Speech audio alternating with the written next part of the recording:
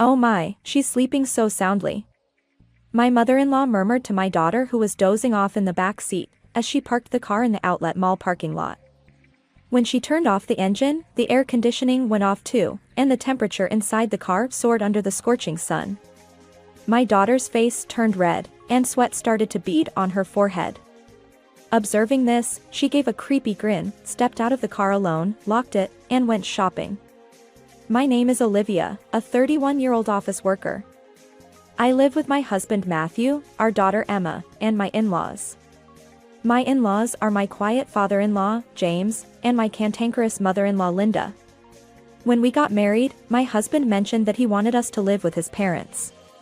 His father has mobility issues and requires regular medical visits. Since my mother-in-law is not comfortable driving, my husband has been supporting them by living at their house. I deeply respect my kind-hearted husband. Having grown up with my paternal grandparents, I had no qualms about living in a 3-generation household. However, 5 years ago, when we started living with my in-laws, I realized my assumptions were naive. My mother-in-law is incredibly short-tempered and extremely stingy. She secretly harassed me, earning her the nickname, the Wicked Mother-in-law.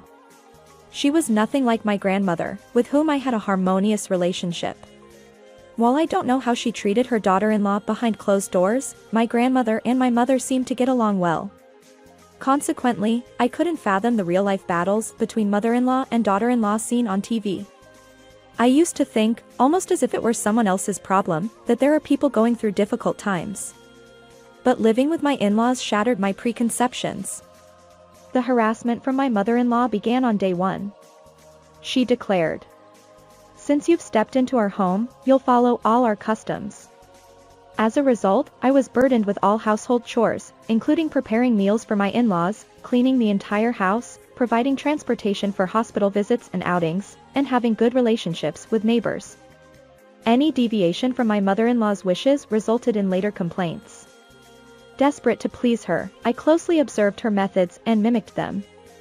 Whenever I tried to enjoy my free time, she would hover behind me, monitoring my every move. My husband, unaware of her true nature, often praised our harmonious relationship. "It's wonderful how well you and Olivia get along," he'd say. We'd both respond with forced smiles.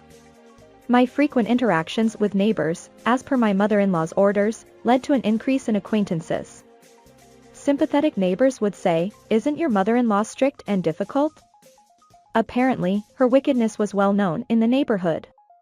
Rumor had it that my husband's previous girlfriends had also faced her harassment. Despite being handsome and kind, my husband's undesirable mother made him less appealing to other women. As someone who hadn't known these circumstances, I felt uneasy when I first heard about them. But my father-in-law treated me well, and the real issue was my mother-in-law. If I could endure her harassment, perhaps we could maintain a peaceful life, or so I thought. Her harassment escalated when my pregnancy was confirmed. Initially, she seemed happy when I shared the news, but the moment she learned it was a girl, her expression turned blatantly disapproving. She said, "Having a girl means she'll eventually leave. She's not worth raising. Quickly, have a boy." I retorted, "Every child born is precious. Besides, we're not obligated to pass on the family business, right? So there's no need to fixate on having a boy." In response, my mother-in-law continued, "Our family has been landowners for generations. Our surname is special. I won't allow our lineage to break because of you." She huffed indignantly. Honestly, I didn't marry for social status.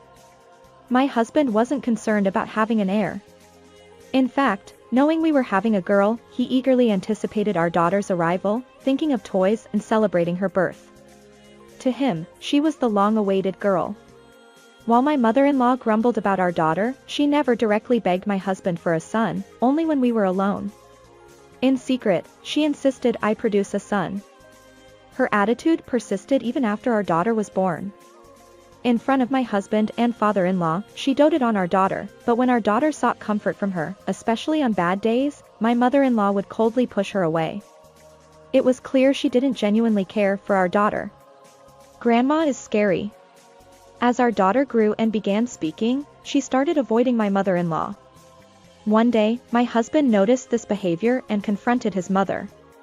Emma seems afraid of you. You're not treating her poorly, are you? Panicked at being exposed, my mother-in-law changed her approach. From then on, she actively took our daughter to the park and cared for her at home. However, her harassment toward me intensified. I had grown accustomed to her petty remarks and no longer felt hurt by them. Most importantly, her improved behavior toward our daughter put my mind at ease. As our daughter gradually warmed up to her, I decided to return to work. My husband adjusted his schedule, allowing our daughter to stay with my mother-in-law for a few hours during weekdays. Surprisingly, my father-in-law was thrilled to look after our daughter. Perhaps he influenced my mother-in-law, who reluctantly agreed to care for our daughter. One weekend, an emergency situation arose at work, and I was ordered to work on my day off. Starting now? Understood. I'll head there right away. As I anxiously spoke into the phone, my mother-in-law must have sensed that it was a call from my workplace. She gave me a stern look. My husband had already gone to work, having swapped shifts with a colleague that day. My father-in-law had left early to attend his mentor's son's wedding. I considered finding a temporary place to leave my daughter, Emma, but doing so on the same day seemed impossible. Leaving Emma alone at home for an extended period isn't an option. I need my mother-in-law to look after her. I thought to myself. Just then, my mother-in-law abruptly addressed me. Don't worry. I'll take Emma to the outlet mall. You go to work. Grandma, let's go. My daughter was overjoyed. I hadn't expected my mother-in-law to volunteer to take care of Emma, so I was pleasantly surprised. After thanking her repeatedly, I reminded Emma to listen to her grandmother. I hurriedly made my way to the office. However, that afternoon, I received an unbelievable phone call. It was the police. He said in a reassuring tone. Please stay calm. We've taken care of your daughter. Unexpectedly, Emma had been trapped inside a car, but someone found her and rescued her. Please come to the outlet mall's office immediately. What's going on? If she's being protected, Emma must be safe. I regained my composure and tried to understand the situation. What's she doing now? I couldn't reach my mother-in-law, she wasn't answering her phone. Upon arriving at the outlet mall, I headed for the employee entrance. After explaining the situation to the security guard, I was allowed inside. In a room, several police officers stood around a pipe chair, where my little daughter sat. Emma noticed me and jumped off the chair, running toward me. Mom. She had been anxious, surrounded by unfamiliar adults, and was crying uncontrollably. Meanwhile, I held her tightly, relieved to see her safe. Although it wasn't midsummer, the direct sunlight was scorching. Children's body temperatures are higher than adults, and leaving Emma in the car was unthinkable. If no one had found her, Emma would have been in serious trouble. Imagining the worst, I trembled. I hugged Emma once more. Despite repeatedly calling my mother-in-law, there was still no response. I need to hear the details from her directly, I thought, suspicious of her. I explained to the police that my mother-in-law had been looking after Emma. However, when Emma was discovered, my mother-in-law was nowhere to be found. I became convinced that my mother-in-law intentionally left Emma in the car. Emma couldn't unbuckle her seatbelt or open the car door by herself. If someone hadn't helped her, Emma would have been in serious danger.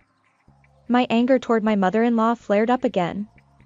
Was she still inside the mall? Let's search the entire store. If we don't find her, we'll head home, I decided. To keep Emma entertained, I bought her juice while we continued our search. The police officer also offered to help, so I thanked them and left the room. Glancing at my phone, I noticed a reply to the email I'd sent my husband 30 minutes earlier. Despite its many mistakes and half-coherent content, it was clear that my husband was quite upset. In my email, I conveyed that our daughter was safe, explained that I would search for my mother-in-law, and requested that he wait at home after work. I didn't want our daughter to see us both upset. For now, I would focus on finding my mother-in-law. We wandered through the store, Emma growing bored. Meanwhile, my shopping-loving mother-in-law disliked driving herself and frequently invited me to accompany her, often on the same day. She would spontaneously decide to go out, causing me to rearrange my existing plans. However, my mother-in-law never expressed an ounce of gratitude for my efforts to adjust my schedule. Oblivious to my concerns, she enjoyed shopping at her own pace. On days like today, when my husband and father-in-law were absent, our daughter joined us. The outlet mall, with its many temptations, became a playground for her whims. Buy this. Buy that. Her demands escalated. Despite having experienced parenthood herself, my mother-in-law seemed baffled by our daughter's behavior. She watched me struggle with a crying child, yet continued shopping at her leisure for 2 or 3 hours. Frustrated by her selfishness, I considered leaving her behind. But then, my mother-in-law exclaimed. My daughter-in-law abandoned me. She tearfully appealed to the security guard nearby. Although this incident was in the past, recalling it still irritated me. This same self-centered mother-in-law had put our daughter in harm's way today. I can't stay silent about this. I must find my mother-in-law. Determined, I scrutinized the faces of passers-by. Suddenly, our daughter pointed and shouted. There's Grandma. I turned to see my mother-in-law, who appeared surprised by my sudden movement. She let out an awkward sound and swiftly changed direction, running away. Wait, Linda. She headed toward the parking lot, and I chased after her. Fortunately, the weekend outlet mall was bustling with people, making it impossible for her to escape easily. I never lost sight of her. The mother-in-law seemed to be heading toward her car. I followed her. Just as the car came into view, she noticed something was wrong. She exclaimed. What is this? With a terrified expression. To our surprise, the rear window had been shattered, and shards of glass were scattered on the ground. Accusingly, she turned to me and grabbed my collar. You did this. She accused. I stood my ground, my anger matching hers. It wasn't me. I retorted. If it wasn't you, then who would do such a thing? Stop making excuses and compensate immediately. She demanded. Frustrated, I shot back. In this scorching heat, leaving young Emma alone in the car while you went somewhere, aren't you the one at fault? I continued. Do you not know about the news of children left in cars who tragically lost their lives? My boldness surprised her. I usually behave modestly. As we argued, bystanders gathered, observing our heated exchange. Realizing she was being watched, she hurriedly got into her car. Remember this. You'll definitely pay for this. She declared before speeding away. The window glass fell to the ground in a cascade. This is dangerous, I thought. Just then, a police officer stopped her car. Out of breath, the officer seemed to have sprinted here. My mother-in-law's expression froze, her earlier determination vanished. She followed the officer's instructions, parking the car in the designated spot. As she stepped out, several officers escorted her away. Emma and her mother, please come with us. The officer instructed. We followed, wondering what would happen next. Until a moment ago, my daughter was sitting in the pipe chair, but now my mother-in-law is sitting there. My daughter seems completely at ease, still asleep in my arms. Why did you leave your granddaughter in the car? One of the police officers calmly and sternly questions my mother-in-law. Never mind that. My car window was broken. If you're the police, catch the culprit. It's probably this woman's doing. My mother-in-law retorts defiantly, pointing at me and glaring at the officer. No, that's not true. Emma's mother didn't break the window. Another customer noticed that she was left inside the car and broke the window to rescue her. Huh? As the police officer explains, my mother-in-law looks surprised, mouth agape. When a couple was getting out of the car to go shopping, they heard Emma crying. They worked together to break the window and rescue Emma. Afterward, they promptly reported it to us. The officer continues to explain about the person who broke the car window. They also mentioned that Emma's body temperature was still relatively normal, considering the time she was left behind. Thanks to that, we were able to respond quickly. We found her mother's contact information from Emma's belongings and immediately reached out to you. Hearing this, tears welled up in my eyes. If those people hadn't noticed Emma, what would have happened to her? But my mother-in-law remains unyielding. I often go shopping alone, you know? So, I just forgot that I had Emma with me. With a feigned expression, my mother-in-law continues. As soon as I realized Emma wasn't there, I tried to go back to the car. But then this woman was holding Emma, and to top it off, my car window was broken. I naturally assumed it was her doing. The police respond to my mother-in-law's blatant lies. Ma'am, please stop lying. There's evidence on the dashcam. When you got out of the car, you spoke to your granddaughter, then closed the curtain and hid the rear seat. It's all recorded. My mother-in-law's expression momentarily darkens. Why are you watching that kind of thing? It's an invasion of privacy. Just because you're the police doesn't mean you can get away with it. She slams her hand on the table. The loud noise wakes up my daughter, so I step out for a moment. Even through the thick walls, I can still hear my mother-in-law's shouting. According to the police, the dashcam even recorded my mother-in-law leaning toward the sleeping daughter, saying, "Sleep well, Emma." Given the decisive evidence that remains, it's unlikely that my mother-in-law will escape guilt.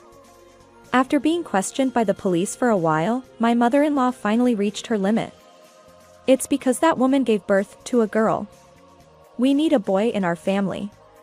She finally confessed the reason for leaving our daughter behind in the car. At that time, we were already back home, so I heard this story later from the police. My shock was immense upon hearing my mother-in-law's true feelings toward our daughter. If I had been there, I might have confronted her without caring about the onlookers. Unfortunately, the chance for revenge against my mother-in-law never came. Why? Because right after that statement, she was taken into custody by the police. She was charged with child abandonment, and her prison sentence was decided. Even now, with the conviction, my mother-in-law stubbornly refuses to go to prison. But unless she changes her feelings toward our daughter, we won't cross paths after she serves her sentence. When I informed my husband, he and my father-in-law both expressed the same opinion. My father-in-law hired a lawyer and presented my mother-in-law with divorce papers. My husband, furious that our daughter had been endangered, declared a complete estrangement from his mother. Left to her own devices after being pushed away by my husband and father-in-law, my mother-in-law wrote letters to all our relatives, pleading for help. But given the gravity of her crime, no one extended a helping hand. After her release, she'll likely spend the rest of her life alone. News of the incident caused quite a stir in the neighborhood, prompting us to decide to move. My father-in-law said, "My wife did something terrible. I apologize for burdening you." He covered the moving expenses from his savings. Meanwhile, my father-in-law sold the house he had lived in for years and decided to live alone near us. My father-in-law said, "Life is just beginning, and I'll enjoy a peaceful, solitary existence." His face seemed somewhat relieved. 6 months after moving, we settled into our new home. It was during this time that we discovered I was pregnant with our second child. Freed from my mother-in-law's harassment, we could finally lead a calm life. And the gender of our second child? A boy. But for my husband and me, the child's gender doesn't matter. Our daughter, observing my growing belly, eagerly anticipates having a little brother. She says, "As I'm going to be a big sister soon, I'll help Mom." Her enthusiasm warms my heart. Our nearby father-in-law is also eagerly awaiting the birth of our second child. Knowing he'll continue to care for our children gives us great comfort. From now on, as a family of 4, along with my father-in-law, we hope to lead a happy and peaceful life.